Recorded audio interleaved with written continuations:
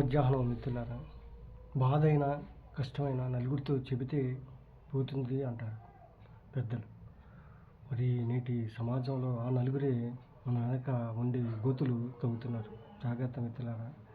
మరి శ్రీకృష్ణ జన్మాష్టమి సందర్భంగా మరొకసారి అందరికీ కృష్ణుడికి ఆశీస్సులు అందరికీ లభించాలని కోరుకుంటూ జన్మదిన శుభాకాంక్షలు తెలుపు. శ్రీకృష్ణ జన్మాష్టమి శుభాకాంక్షలు. మరి కృష్ణుడు తన గీత ద్వారా కోటాను కోట్ల మందికి జనాలకి భక్తులకి మరి దారి చూపారు. అందుకనే గురువుగా కూడా ఆయన భావిస్తారు.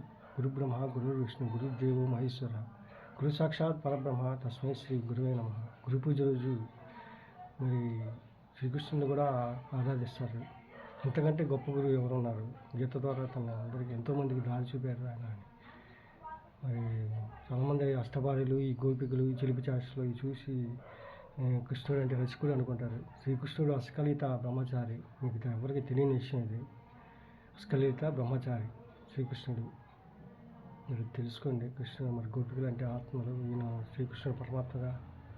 కృష్ణుడి తత్వం తెలియడం మనకి జన్మకు సాధ్యం కాదు. చూడండి, లోతుగా మీరు పరిశీలించండి. పెద్దల్ని కనుక్కోండి వివరించి తెలియకపోతే.